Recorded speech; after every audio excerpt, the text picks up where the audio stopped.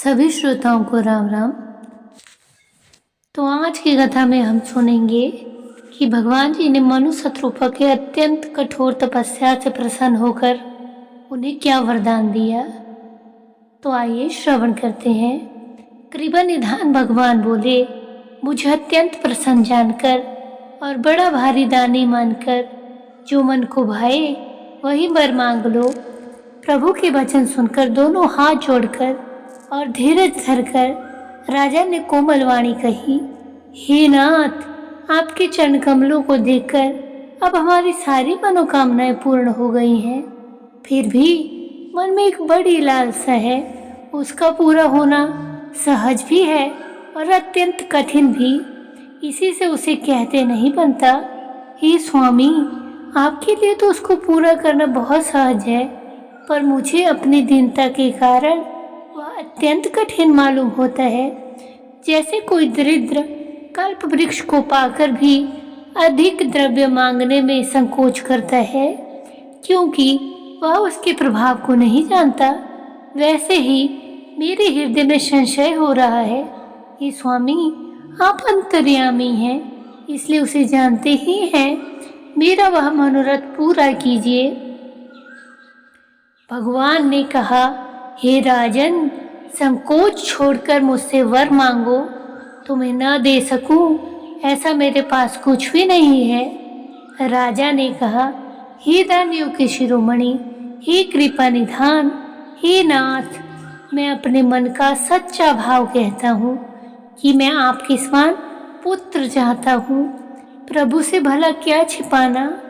राजा की प्रीति देखकर और उनके अमूल्य वचन सुनकर करुणा निधान भगवान बोले, ऐसा ही हो हे राजन, मैं अपने समान कहाँ जाकर दूसरा खोजूं, अतः स्वयं ही आकर तुम्हारा पुत्र बनूंगा।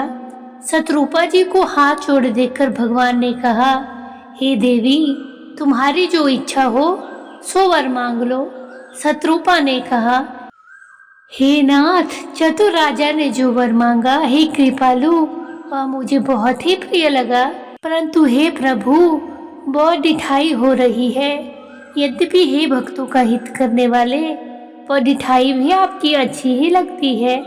आप ब्रह्मा आदि के पिता, जगत के स्वामी और सबके हृदय के भीतर की जाने वाले ब्रह्मा हैं। ऐसा समझने पर मन में संदेह होता है, फिर भी प्रभु ने जो कहा वही सत्य है। मैं तो यह मांगती हूँ कि हे नाथ, आपके जो निज जन हैं, वे जो सुख पाते हैं और जिस परम गति को प्राप्त होते हैं, हे प्रभु, वही सुख, वही गति, वही भक्ति, वही अपने चरणों में प्रेम, वही ज्ञान और वही रहन सहन कृपा करके हमें दीजिए।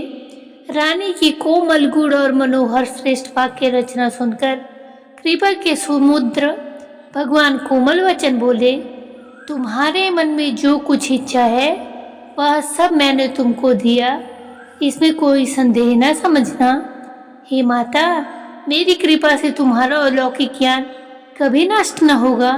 तब मनु ने भगवान के चरणों की वंदना करके फिर कहा, हे प्रभु, मेरी एक और विनती है। आपके चरणों में मेरी वैसी ही प्रीति हो जैसी पुत्र के लिए पिता की होती है।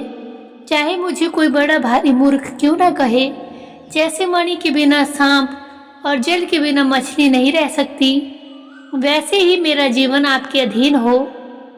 ऐसा वर मांगकर राजा भगवान के चरण पकड़ रह गए। तब दया के निधान भगवान ने कहा, ऐसा ही हो, अब तुम मेरी आज्ञा मानकर देवराज इंद्र की राजधानी में जाकर वास करो। हे तात, वहाँ बहुत से भोग भोग कर कुछ काल बीत जाने पर तुम अवध के राजा होंगे, तब मैं तुम्हारा पुत्र होऊंगा। इच्छा निर्मित मनुष्य रूप सजकर मैं तुम्हारे घर प्रकट होऊंगा। हे तात, अपने अंशों सहित देह धारण करके भक्तों को सुख देने वाले चरित्र करूंगा, जिन चरित्रों को बड़े भाग्यशाली मनुष्य आदर सहित सुनकर ममता के मद को त्याग कर भवसागर से तर जाएंगे। आदि शक्ति, यह मेरी माया भी जिसने जगत को उत्पन्न किया है, अवतार लेगी। इस प्रकार मैं तुम्हारी अभिलाषा पूरी करूंगा। मेरा प्रण सत्य है, सत्य है, सत्य है।